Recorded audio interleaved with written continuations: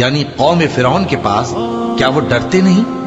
انہوں نے کہا کہ میرے پروردگار، میں ڈرتا ہوں کہ وہ مجھے جھوٹا سمجھیں، اور میرا دل تنگ ہوتا ہے اور میری زبان رکتی ہے، تو ہارون کو حکم بھیج کہ میرے ساتھ چلیں۔ اور ان لوگوں کا مجھ پر ایک گناہ یعنی فرعونی کے خون کا دعویٰ بھی ہے، سو مجھے یہ بھی ڈر ہے کہ مجھ کو مار ہی ڈالیں۔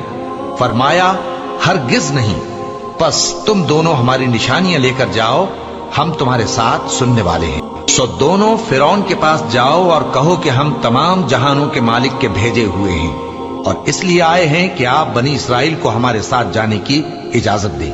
فرعون نے موسیٰ سے کہا، کیا ہم نے تم کو جبکہ تم بچے تھے پرورش نہیں کیا تھا، اور تم نے برسوں ہمارے ہاں عمر بسر نہیں کی؟ اور تم نے ایک اور کام کیا تھا جو کیا، تم ناشکرے معلوم ہوتے ہو۔ موسیٰ نے کہا کہ ہاں، وہ حرکت مجھ سے ناگہاں سرزد ہوئی تھی اور میں خطا کاروں میں تھا۔ پھر جب مجھے تم سے ڈر لگا تو میں تمہارے پاس سے فرار ہو گیا۔ پھر میرے رب نے مجھ کو نبوت و علم بخشا اور مجھے پیغمبروں میں سے کیا۔ اور کیا یہی احسان ہے جو آپ مجھ پر رکھتے ہیں کہ آپ نے بنی اسرائیل کو غلام بنا رکھا ہے؟ فرعون نے کہا، اور رب العالمین کیا ہوتا ہے؟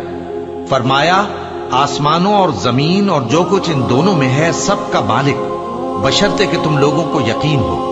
فرعون نے اپنے ارد گرد کے لوگوں سے کہا کہ کیا تم سنتے نہیں؟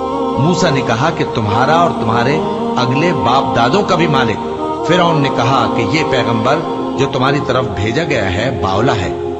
موسیٰ نے کہا کہ مشرق اور مغرب اور جو کچھ ان دونوں کے درمیان ہے سب کا مالک، بشرطے کہ تم کو سمجھ ہو۔ فرعون نے کہا کہ اگر تم نے میرے سوا کسی اور کو معبود بنایا تو میں تمہیں قید کر دوں گا۔